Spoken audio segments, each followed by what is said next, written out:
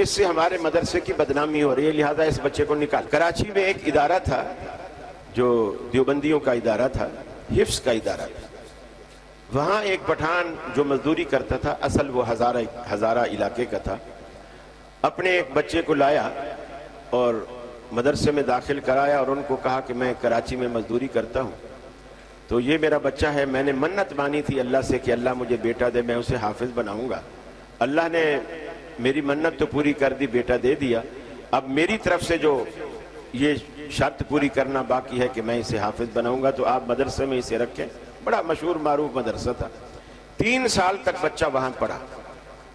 3 سال میں اس نے صرف اماں کا پارہ، جسے آپ 30واں پارہ کہتے ہیں، وہ اس نے یاد کیا،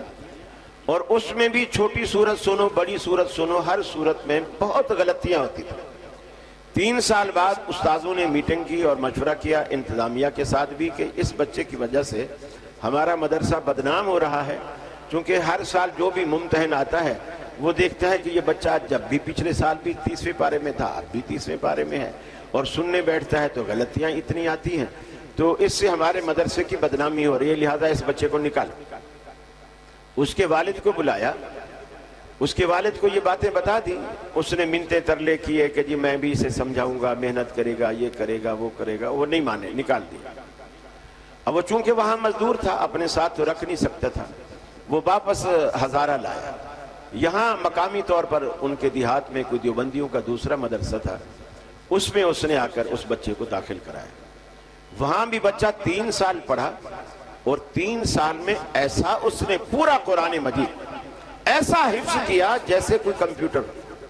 بچے کو یوں بھی سنتے جیسے ایک ہوتا ہے نا، ہم پڑھ رہے ہیں الحمدللہ رب العالمین الرحمن الرحیم مالک، آگے کی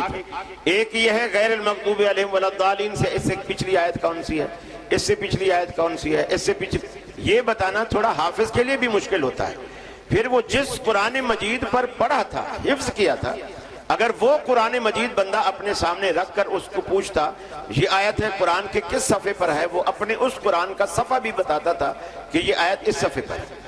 وہ پٹھان اپنے بچے کو لایا 3 سال بعد، جب وہ بچہ کامیاب ہو گیا، کراچی میں اسی مدرسے میں جنہوں نے کہا تھا تیرا بچہ ڈل ہے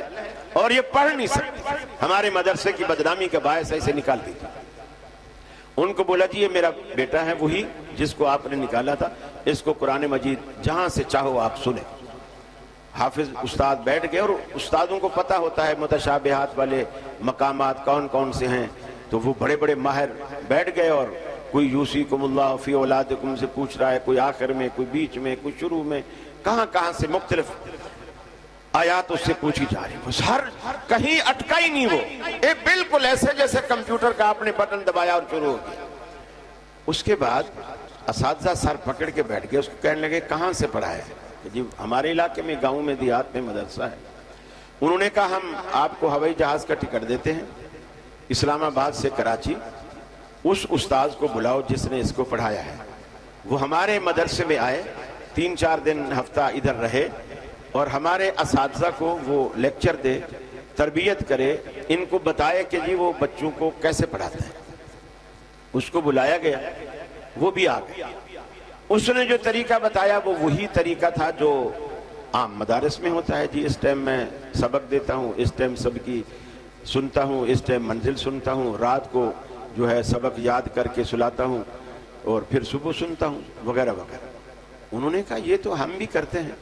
یہ تو کوئی نیا کام نہیں ہے، یہ تو ہم بھی کر رہے ہیں، تو خاص بات بتا جو تو کرتا ہے۔